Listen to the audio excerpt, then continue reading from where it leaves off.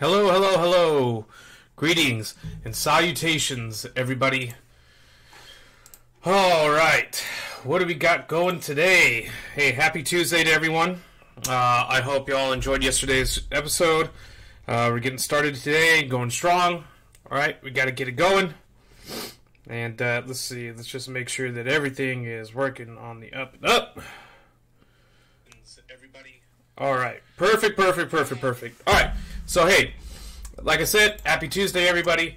Welcome back. I enjoy all the views that we got yesterday, and hope you all enjoyed the start of a good week. Hopefully, it's going to be a good week for everyone.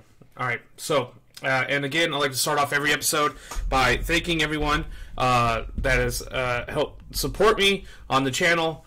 I love you guys, all my friends and family.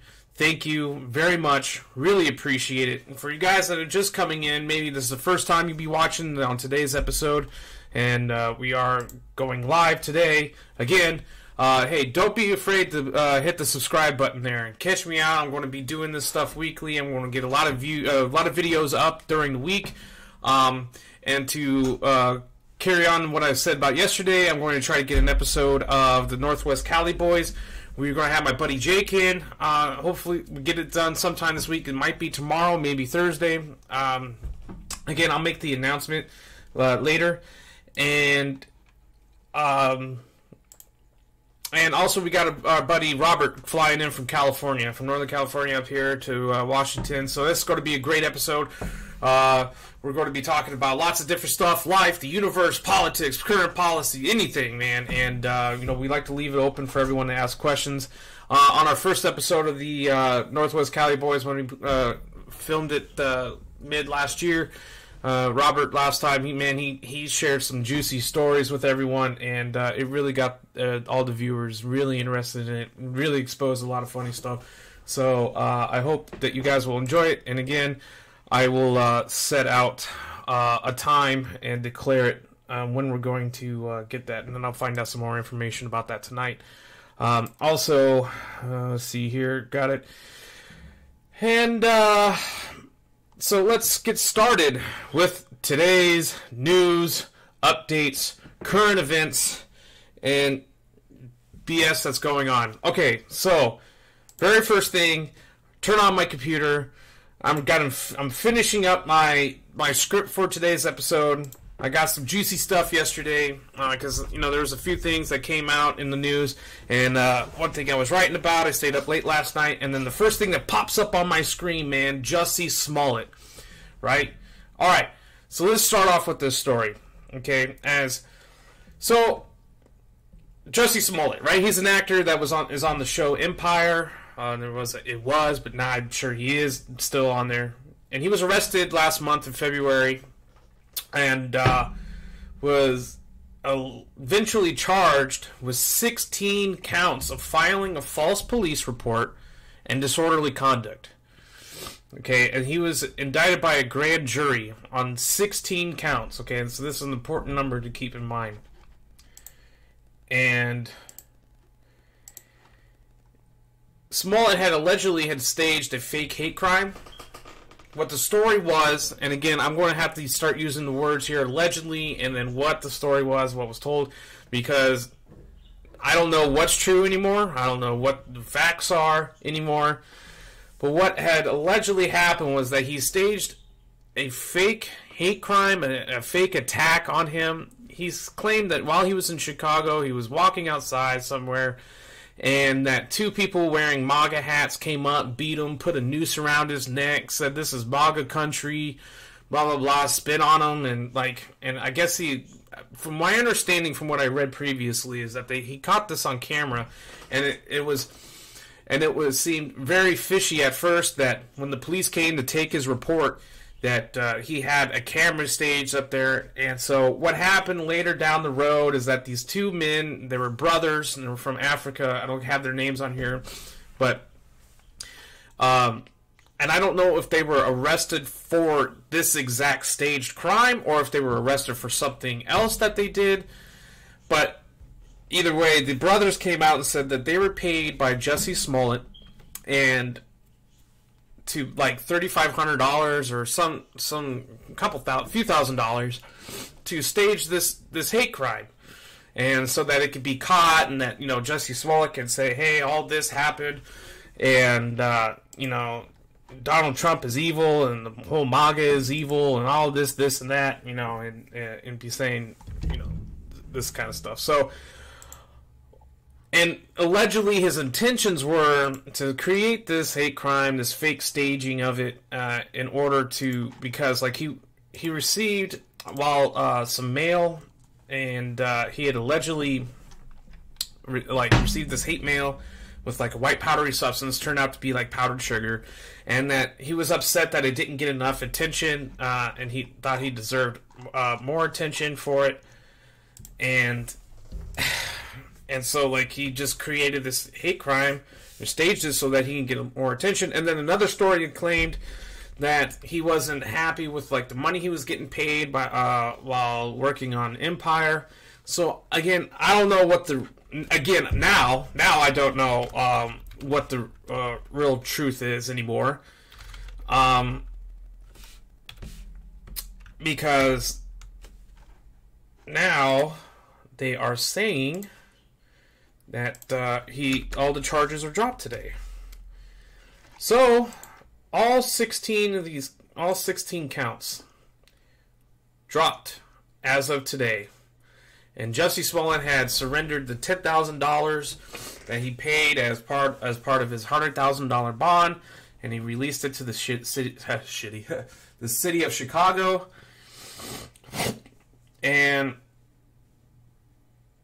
the media is really chastising the city, or the media reports are really chastising the city of Chicago in this false allegation. They're claiming that the city of Chicago had really utilized the media in a negative way to kind of set out this precedence and picture of Jussie Smollett, and said that he was innocent, he didn't lie at all now. And to me, this really just blows my damn mind. What is true? How did this all get fabricated? How is it all just like, what was it, jumping to conclusions? Do you really think that just more than one police officer and an investigating unit had really just came up with and made this all up? And just like, I mean, there has to be some kind of truth behind it. There has to be. And I'm not saying yes or no. And again, I don't know what the hell to believe anymore. Because to me, it just seems it seems really ridiculous, man. Like I just don't know what the hell to believe at this point. I just feel like there is some truth behind it, because it just doesn't get like popped up from the sky and out of nowhere. And a lot of people in the veteran community, because there's a lot of people that are pro-Trump, and there's conservatives, and there's obviously in the veteran community there's people that are not. But like it's blown up in a big shitstorm right now. And obviously I'm taking part into finding out and giving the information out to you guys. And man, this shit is crazy. And I like to get you guys' point, because I just don't think that this was completely false. That it couldn't be. How do you go to a grand jury and then they find out the prosecution is saying, hey, that we have enough sufficient evidence to say 16 crimes? Now, I got it that when they originally put out that there were 16 counts, I thought personally that it was a little bit of overkill. Because to me, the way it looked like was that they were really trying to lay the smackdown on Smollett to make him an example of, hey, you make false reports and this is what's going to happen to you. We're going to lay the smackdown, and we're just, and so it's, oh man, it's just hard to believe this. I mean, I'm looking at it and I'm like, so like for like over a month, we've been talking shit about this guy. Did he really not do it? I don't know. I'm not going to go off and just be, completely pointing fingers, or maybe I am, because this is, I find it, oh man, and there's a lot of people out there that are probably feeling the same thing, completely shocked, and man alive. So, like, did the attack actually happen? Was it fake? Why did the media portray it that he did all this when it was all made up? It was a makeup of a makeup. What is it, man? This is like a fucking Twilight Zone shit here. Wasn't the entire thing filmed as well? Didn't they have video evidence of the alleged crime because he wanted to make this public? So where is that? Where is all this proof? Where are the answers to all these questions? Because in the media that they're putting out today, they're making it very vague, and they're making it seem like that Jussie Smollett is the victim in this. He's not the suspect. I mean, really. I mean, it's starting to seem that it goes back to what I've said previously of economic privilege. Maybe he had a great lawyer team. Maybe he had an inside hit and knew that this shit was going to come down the way it was. I mean, granted, he cooperated, obviously, like he was supposed to. Did what he needed to do. He paid his bond, whatever, blah, blah, blah. And, okay, great. So he was damn nice enough to surrender his $10,000 to the city of Chicago, right? But, they were very vague in all these reports that I've been reading today. And so, where are the facts? Why? Why did they drop the charges? Was there, the elements to each of the crime? Were they not completely met? Was there some circumstantial evidence that came in that popped up to the prosecutor that no one knows about? I mean, from my understanding, all this stuff should be, made public. Because, to be honest with you, if I was charged with 16 counts of anything, and then it was just all dropped, to me, that shows either A, there was an inside job and someone hooked him up real bad, or B, the entire police department is so screwed up that they really don't know the difference between their ass and a hole in the ground, and that where is the trust in the police department then? Where is the trust in the prosecution and a grand jury in the entire process of the judicial system? How do you charge someone with 16 counts, 16 separate damn counts, and then drop them all? You have to have the probable cause to get to charge them with these crimes, and then you need to have the evidence supporting the probable cause. So what happened with the evidence? What happened? It's just so vague. So maybe we'll find out later on in the week about the details. But right now they're putting the spotlight on Jussie Smollett, trying to make him look out to be the good guy in this entire situation in the city of Chicago. Granted, that in conversation about the city of Chicago is a completely different beast, and that we all have our opinions about that, and how many people get killed and shot in the city of Chicago, and how it's run by Democrats and liberals and shit like that. But it's, to me, I would be extremely, extremely upset, and I would be throwing lawsuits if that was the case, if I had not done it.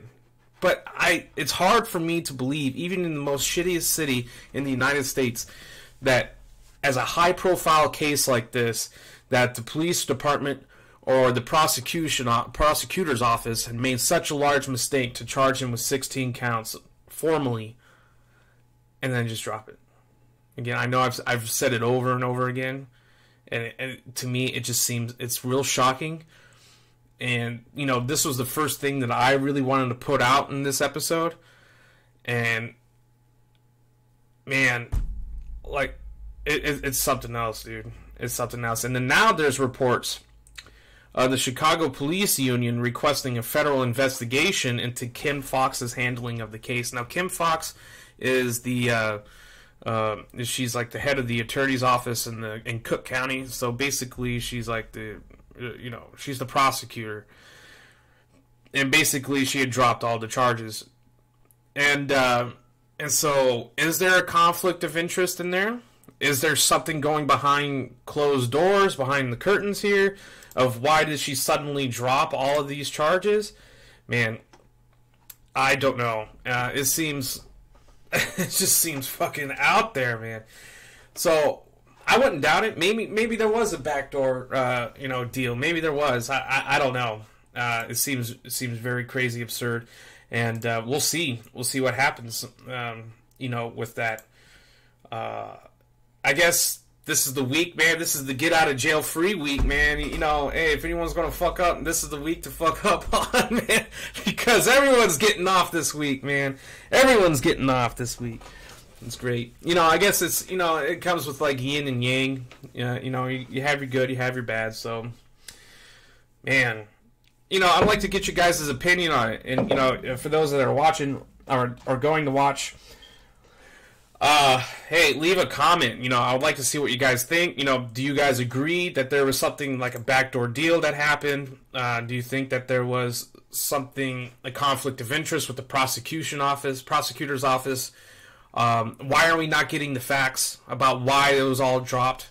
And stuff like that. I would really like to get you guys' opinion on it. And, like, maybe you just think that, oh, yeah, he really didn't do it, which may be the case.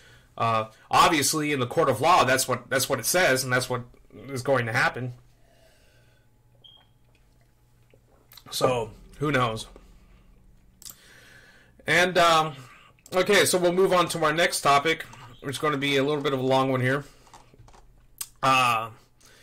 So it was announced yesterday that the Department of Defense had officially allotted $1 billion of the department funds and giving it to the Department of Homeland Security and Border Patrol to begin a 57-mile long, 18-foot high fencing, or AKA the wall, on the U.S.-Mexico border that President Trump has promised us for the past couple years. Few years actually now, ever since his campaign run. And so I mean, this was what was going to happen anyway. We all saw it coming. I mean, he made it very clear to the public that when he made his declaration of a national emergency, that he was going to reallocate funds from the Department of Defense and the Pentagon, all such, and then get it into building this wall. Now, everyone has their own opinion of President Trump's declaration of the national emergency. There's a lot that are in favor for it, and there's a lot that say that, oh, he can't do that, that's illegal, blah, blah, blah. It's mostly the left that really says that. And there are some conservatives, fellow conservatives, say that he was abusing his powers and authority of declaring a national emergency for the border wall. Let's see. Before we get into my opinions, let me make sure I give you guys all the facts to it. Yeah. So,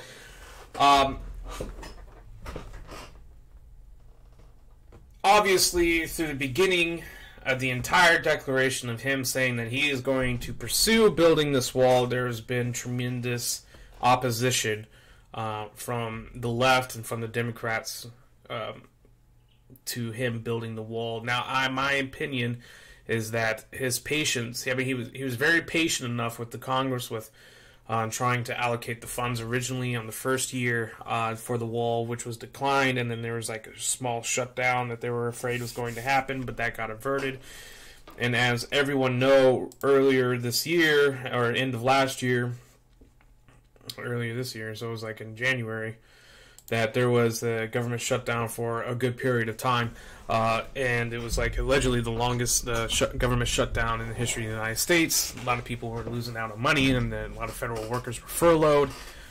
So it came with a big backlash on that. And so I think that President Trump had been real flexible, real understanding, and then now that he really stood his ground on this one. And obviously he kind of gave in so that he can pay the workers, federal workers and federal employees, their salaries, because they needed it. They were going on for like a damn month without receiving anything. Obviously there were some departments that were not affected. From my understanding, active duty military were not affected. I think the Coast Guard was, because the Coast Guard's under the Department of Homeland Security, which that's kind of a weird damn thing anyway, but it makes sense. And then also, a lot of people don't know, the VA is never affected by it. So for like all the veterans that are receiving VA funds for school, the VA funds, for those that don't know, they come from a different pool of money, so on a government shutdown is not affected. So I felt like the President Trump was very flexible, and he did have to cave in so that people can get paid, so that they can live, buy food, take care of their families, so on and so forth. But I think that's where he made his mistake, was that giving it that time, that window, because ever since that Congress shifted from red to blue in the House of Representatives, I think that kind of really made it more difficult for him to get that funding. Now, I know that there were some conservatives and some Republicans that were against it. I think that was very few and far in between. But they claim that there's a lot of Republicans in the House and that are, they have their beliefs and stands. They say one thing, but they don't want to go and upset the president. I don't know if that's the case. And I know there's a lot of party backing, Democrats hit Democrats and Republicans sometimes, and there's not a lot that are moderate or in between. But like I said, there's a lot that's saying that President Trump's declaration of a national emergency was unwarranted and unconstitutional, but it's still in effect right now, and so the DOD is responding to the orders of the commander-in-chief. So, they are doing what they're being told to do. And again, I don't know, the specific elements that are involved in a legal declaration of a national emergency. But it's like everything else that I've been saying, about the media and with President Trump, is that, if he farts against the wind, man, there's going to be the media trying to get 6 feet up his ass about it, and there's going to blow everything out of proportion like they always do when it comes to the GOP and when it comes with and with President Trump. And it's really, really ridiculous. It's actually really sickening to me that there's just so much backlash from a lot of people, this day. And, man. Yeah, and I feel as the president has the right, though, in his declaration. We all saw it coming, I mean, we can't say that this was quite a surprise. I mean, this is a man that has the mentality of getting what he wants, always going to win, and really he's been sticking up, in my opinion, for the people, especially with the economy. I mean, we're flourishing right now. We're doing a great damn job. I think that it's, I don't think we have a lot to complain about right now, but obviously we as Americans, there's people out there that are going to find something to bitch about. We always do, and people always do. And it's unfortunate, man, but it is what it is. You got to deal with it and then move on. And but I feel as the president was right, and I do believe in a government system of checks and balances. So obviously, if there is an issue with his declaration of a national emergency, then it does need to be checked, looked into, make sure that he's making the appropriate steps. But again, how is it hurting anyone? The funds are coming from the Department of Defense. And the DOD received over $700 billion in the budget this last time, and so which has been the highest budget that they've received ever in the history of the United States. I don't think they're taking inflation into it, but in consideration. But the DOD has been making has gotten a lot of funding ever since President Trump got into office. Okay, because I know over here at Joint Base Lewis McChord, man, they're rebuilding all the stuff on post, man. There's a lot of construction, a lot of extra money. They're rebuilding the gates. Everything that needs to get done is getting done. And during the Obama administration, for all the veterans that out there that remember, people were getting booted out left and right. E7s in the Army that had a prior DUI 10 years prior, they were getting the forced retirement. There was a big drawdown, and we really saw the effect of a lack of funding into the military. And so I think the DOD can afford it. At least he's making the steps to say, okay, we got $1 billion out of it. What he was requesting $57 billion. And and from what I read, that entire government shutdown cost the government over $57 billion. So Congress, if they agreed to give him the budget, that he asked for on the wall, they would have saved the money, But anyway, the entire thing was absurd, and there was a lot of people upset about it. And I don't blame them, man. I've been in this situation before.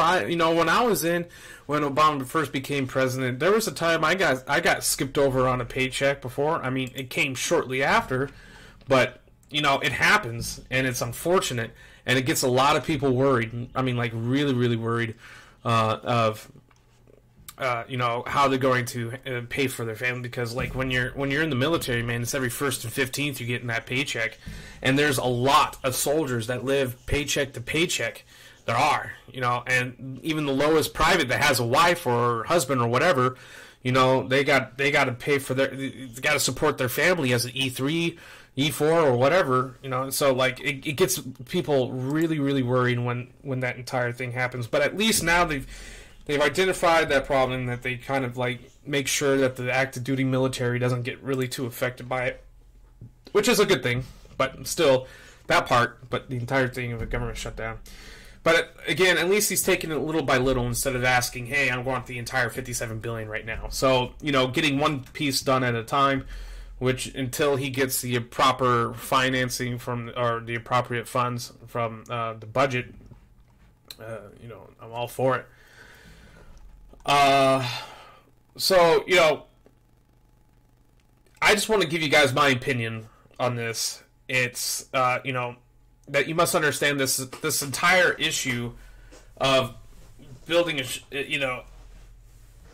stronger, more deterrent border on our southern border, is not a thing of racism, which a lot of people claim it is.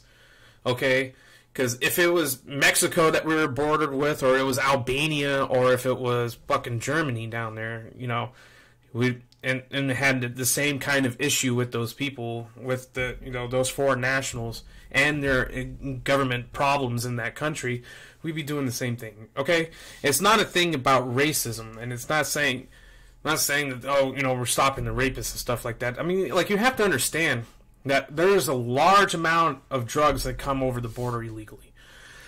There is a large amount of human trafficking that comes over the border illegally. These cartels get paid money to get family members across the border illegally. And so when there's no checks of, like, what's really coming across the border, that becomes an issue, man. I mean, like, really, is it really inappropriate for us to say that we want stronger borders and, like, to protect our country? And I get it that a lot of people out there's some people, that say, oh, well, we got our own murderers. What makes the difference? But we don't need more. We got our own problems here, all right? We're trying to fix our own damn people. We got our own murderers, rapists, and drug dealers. We don't need to get more. And to say that is not a valid argument or a valid excuse to be like, hey, anyone could just come over. No, because it creates a backlog, okay? My wife and I had waited over a year and a half for after we got married for her to get over here. I mean, the entire legal process of coming into the United States with a visa, it is very, very long. And I believe that because of the flood of undocumented people coming into the United States, it creates a backlog. Now, I get it, and I did some research because I was under the assumption that a Mexican passport can get you into the country legally, like without a visa, but that is not the case. So Mexican nationals with a passport, they do have to obtain a U.S. visa in order to gain entry into the United States. That I did not know, because we can go into their country, obviously. Back prior to 2005, Americans were able to get into the countries of Canada and Mexico that we bordered with just using an ID or driver's license. And then in 2005, they changed that, requiring the passport or an enhanced driver's license to get across either one of the borders. Now, I don't know if there's an enhanced driver's license for Mexico. I know there is one for Canada, but I did not know that Mexican nationals cannot get into the United States without they need to have a visa. So that was good to know, because I was going to jump to conclusions of saying, why can't they get a passport and just come into the country legally? But I looked it up, and that's the case.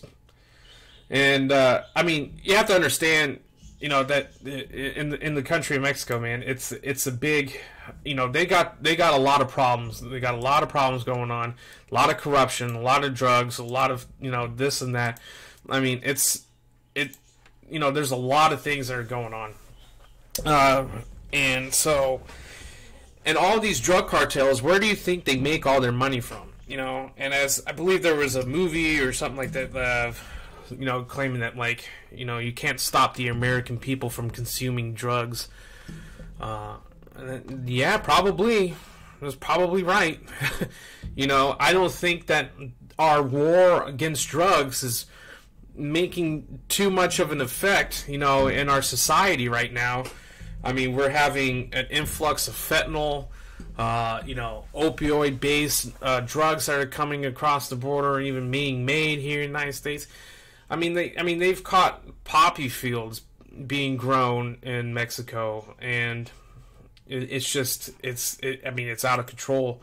And I get it that here in the United States we have a major issue of drug consumption. We do, and there's a lot of people that die every damn year from overdosing on drugs, overprescribing of opioid-based prescription drugs, then getting hooked up on the heroin because it's a lot cheaper and easier to find. We have a major, major, major problem when it comes to drugs.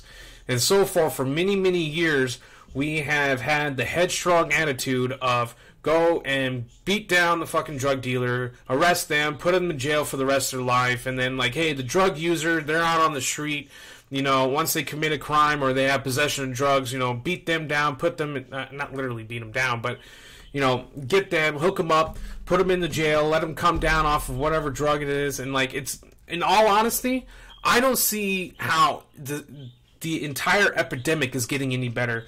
I mean, granted, they've come into the steps where they're, directing hospitals and doctors, physicians to be cautious and wary of how they're prescribing narcotics, because they're coming up with systems in the healthcare field where we're trying to rely less on opioid-based pain medication and try to find alternatives to pain, to handling pain. Granted, there's conditions and situations where it's not avoidable and you just have to use those kind of medications, but I just don't see us winning that battle right now. They get billions and billions and billions of dollars from us every year, from the people of the United States that are consuming these narcotics and these drugs. And it's just killing us. So we need to really come up with a system. I know I'm probably getting a little bit off topic here, but this is my point of view. We need to come up with a better system to help each other out, to help out the damn people of the United States from getting off this shit. There's families that get destroyed. There's lives. There's people that that start great businesses and they're very successful in life, a great damn career, and they get hooked up on this crap. And then they become homeless, and their lives are just revolve 24/7 about when to get the next fix, and it's just killing them. It's just killing them. We're killing each other. We're killing ourselves. So I don't know what the answer is on fixing that entire thing. And we just need to come up with a better system. We need to come up with a plan, get together, and really identify this. Because I feel like some of the issues that come up, especially when it comes up with gay marriage and homosexuality, and transgender, I got it. There's a morality side to it, to those topics of gay marriage. But in all honesty, I don't give a shit. I don't give a shit. You want to get married, man. I don't care. There's people fucking dying on our streets, and you're going to have to fucking worry about homosexual marriage. I don't give a shit. Get married. Have fun, dude. I don't care. You have to understand that that regardless of what people believe, as long as it's not illegal or is not hurting others, let them believe what they want. We get into this mode of trying to control others and really point the finger at others when the only ones that we can honestly and fully control are ourselves. Yeah, and so I just think that we have our priorities askew, and that we need to come up with something, to combat this narcotics and drugs that are being used in our country. Anyway, now to get back on the topic. So as you guys know, when it comes down to the border, a lot of troops, or maybe you know, don't know, there was late last year complaints of, when President Trump had said that he was going to deploy troops down to the southern border to assist the border patrol. I got friends that went down there, And granted, I knew from the beginning that when they were going to get moved and mobilized down there, that they weren't going to do shit. I understand. I knew that was going to happen. Nothing's going to happen down there, and this caravan got diverted. And I don't know what happened with that caravan of 1,000 people. I mean, maybe some of you guys know. You leave a comment, but I don't remember seeing anything in the media about what had happened with it. You know, did the Mexican government stop them? Did they actually make it to Tijuana? Man, I don't know. I just didn't think that they were going to make it across the border. I didn't think so because I would think that the Mexican cartels would never allow 1,000 people to just openly cross over the border of Mexico into the United States and show the weaknesses of the U.S.-Mexican border that would, cause a shitstorm that would prevent them from making money by getting what they needed across the border. So. But anyway, even the commandant of the Marine Corps, and he had made a statement of somewhere along the lines of saying that it was a waste of time, it was a waste of funds, and that nothing was going to get done, blah blah blah, and that the funds should have been redirected towards training and building infrastructures better on the posts. And I'm like, come on, man, really? This commandant for the Marine Corps. He got under major heat not too long ago, last year I think it was, for what was it? It was maybe it wasn't last year, maybe it was the year before. Anyway, there was this sex ring of Marine Corps, and they were taking pictures of female Marines and sharing them, and there were nude photos, and he got Congress really gave the smackdown on him, got into his ass about it, and he just didn't know. He didn't have an answer. I don't know what your guys' opinion of him is, but I don't know. It doesn't, to me, that doesn't sound like a Marine that would just say, "Oh, it's just a waste of time." I would think that a Marine that's been in for as long as him wouldn't fucking ask questions, just get Charlie Mike and get the shit done. Doing what he was told. But I don't know. I don't know what you guys think. Maybe there's some former Marines out there that would like to give some input on the current commandant. But what kind of better training would there be than to actually mobilize and move a unit in real life, in real, in an actual mission instead of training to mobilize a unit? I would think that would be the greatest training ever. Actually test your commander's abilities at the brigade, battalion, and company level to see how they're going to mobilize, these troops down to the border. I think that's the perfect training. That's real life, Granted, they're not going to be doing stuff, and and I knew that was going to happen. But still, that's a real life mission, and that you just gave your officers a chance to actually mobilize equipment, personnel, all such. And that's what better training could that? But and then there was complaints, about last year. Oh, the service members are going to be missing Thanksgiving. Hey, I've missed Thanksgiving quite a few times. I've missed Christmases. I've missed every holiday that you could think of, birthdays, whatever. It's just the nature of the beast. So I thought, and I thought them complaining about it was just ridiculous. But I mean, I get the point of view. I really do, and understand. So we got some time left over, and so we will quickly touch on the last bit of Venezuela. Ooh, let's get the Venezuela news. Okay, so for those that don't know, yesterday and over the weekend, Russian Air Force planes had arrived in Venezuela as part of an advisory mission. And for those of you that know or don't know, and I'll show you the situation with what is going on in Venezuela, there's just a big shitstorm of a conflict of the government with the current leader, President Nicolas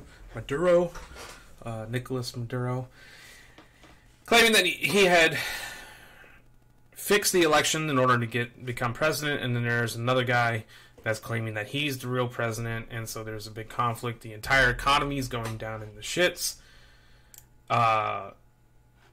People are dying left and right. From my understanding, in the previous year, I think it was 17, maybe it was 2018, like over 24,000 people were murdered. This was homicide rates in Venezuela. It's a very terrible situation that's going on down there, and a lot of people are saying that this is the backlash of what happens in a socialistic government, which, yeah, probably true.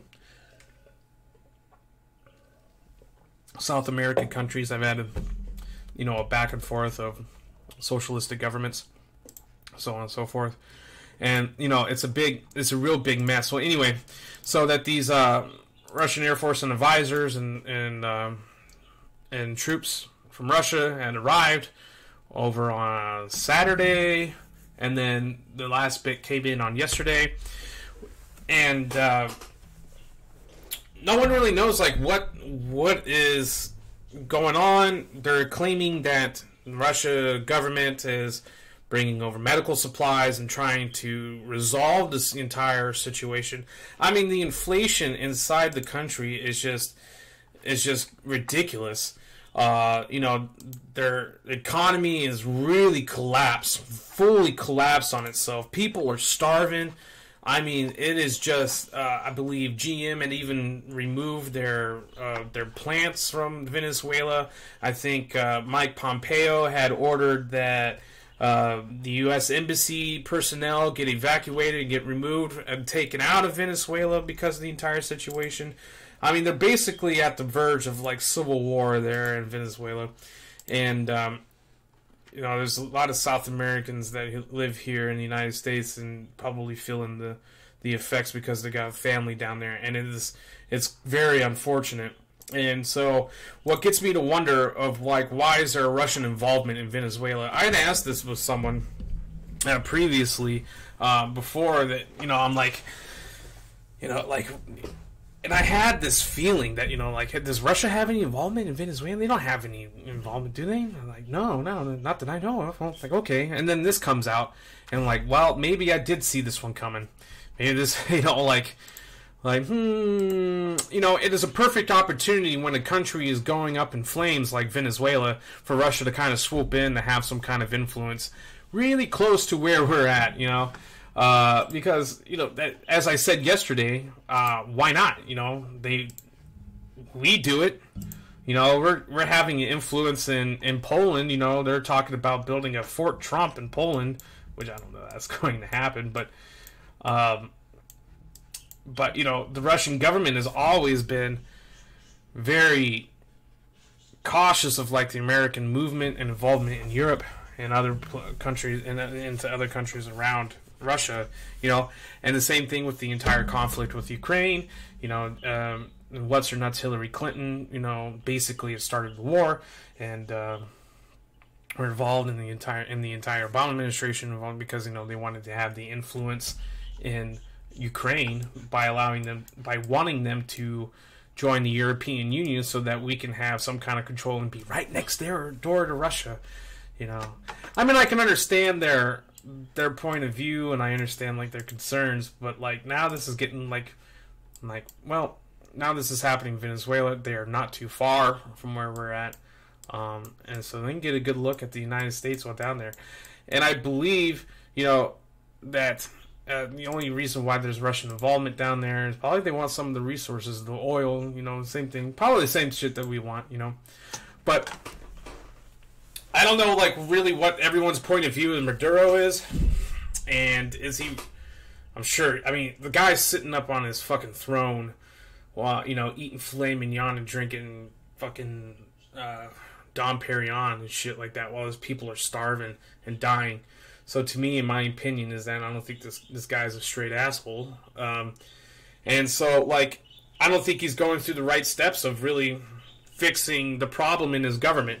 I think he's taking full advantage of it, and the people, unfortunately, are the ones that are going to have to suffer and really go through all this shit. And it's unfortunate, man. It really is. And so there was a denying of, American aid not too long ago, and then Maduro came out with or their government released this video of Venezuelan Marines training, and they said that they were prepared for war against the United States, and the United States came in, blah blah blah, and it was it was kind of a real joke to the veteran community, and everyone thought it was kind of funny, but anyway, yeah. So we'll see what happens with that. The Russians are not too far from us, as we're never too far from Russians anyway. So I think that's going to kind of wrap it up for the topics. I think the Jussie Smollett thing was probably the biggest one of the day, and I think everyone's going to be hearing about it throughout the week. Definitely today. And it even says here the Chicago mayor lashes out after prosecutors drop Jussie Smollett charges. You see, yeah, and I'll just tap on that again, before we end this episode, because there has to be some kind of truth in what was told to us, and it just seems, man, it's just fucking out there. Smollett, who is black and gay and earlier described the move as a complete vindication. Anyway, we'll try to Cook County prosecutors. Yeah, even the mayor saying that he's criticizing the prosecutors and stood by the police investigation. Again, I just don't see on how they can just fabricate, or out of the shit wins that 16 counts could be put on. It just seems out of this world. Anyway, hey, I want to thank everyone for stopping by, and thank you for listening to what I have to say and my opinions on the current situations and current topics that are going on in the United States. I hope you all enjoy it. Hope you like the commentary. Maybe you guys agree with me. Maybe you don't. I would like to know. If yes, no, maybe. And if you guys have any response or any kind of comments to any of the questions that I've asked previously, I'd like to really get you guys' opinion. I want everyone to get involved. And I, again, appreciate all the love and all the support that I'm getting from everyone out there. We got a few views in live today, which was awesome. And again, we'll try to be back here tomorrow. If we're not doing another episode of Northwest Cali Boys, I'll be doing another episode of the Sweet Lew Special, episode 6. So, thank you. Don't be afraid to subscribe. Go ahead and press that subscribe button. Leave some comments, some discussion topics. And I hope you all come back. Thank you very much.